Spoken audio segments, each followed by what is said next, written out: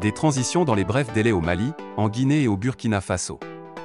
C'est l'invité faite ce dimanche 1er mai par Antonio Guterres qui effectue une visite au Sénégal.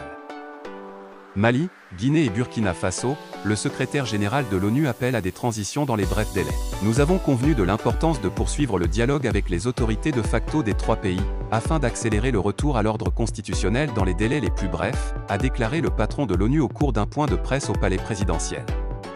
À cette occasion, il a partagé avec le président Macky Sall un repas de rupture de jeûne dans le cadre d'une visite de solidarité pour le Ramadan.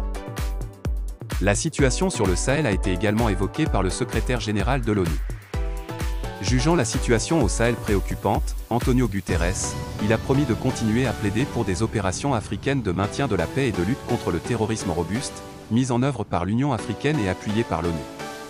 Il n'a pas manqué de demander à la communauté internationale de continuer à apporter son soutien aux pays du Sahel, pour qu'ils soient à la hauteur des enjeux sécuritaires de leur région. Après le Sénégal, le secrétaire général de l'ONU se rendra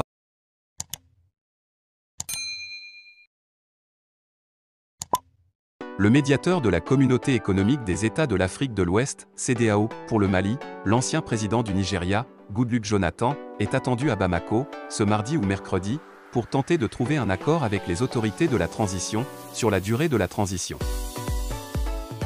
À l'issue de sa dernière visite au Mali, les deux parties s'étaient séparées, sans accord. Les autorités de transition campaient sur une transition de 5 ans, tandis que la CEDEAO n'aurait permis qu'une transition de 12 ou 16 mois.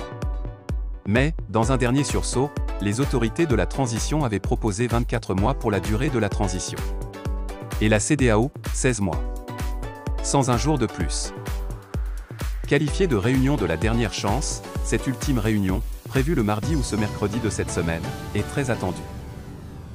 D'un côté, la CEDEAO, qui n'entend pas bouger d'un iota.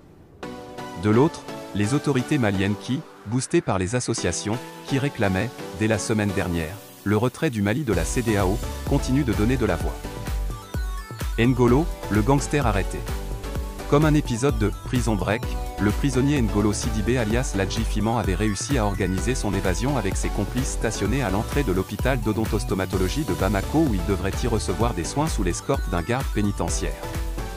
Libéré par des éléments de sa bande qui ont ouvert le feu en plein centre-ville le vendredi, l'acteur de cette scène surréaliste à l'entrée de l'hôpital a par la suite orchestré 2 braquages à main armée la nuit du même jour pour pouvoir financer sa fuite du pays. C'est dans sa cabale qu'il a été identifié et appréhendé par la police à Kourémalé dans la frontière avec la Guinée. Une scène digne d'un film hollywoodien. Le mari assassin appréhendé.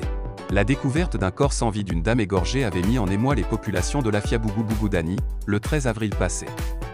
À la suite de cette découverte, le commissariat de police du 5e arrondissement de Bamako avait lancé un appel à témoins. Ce qui a fini par porter ses fruits avec l'identification et l'interpellation du présumé auteur de cet acte ignoble perpétré sur sa propre épouse. Selon le parquet de la commune 4, la jalousie serait le mobile de cet assassinat, à entendre parler l'auteur du meurtre, qui a été appréhendé ainsi que des complices. Kéléa Mani aurait-il reconnu?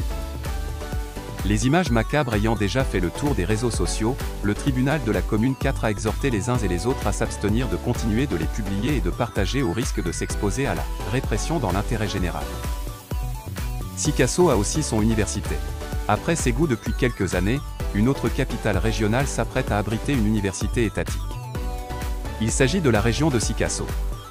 Validé en Conseil des ministres, le projet de construction de l'université de Bongasso, dans la région de Sikasso.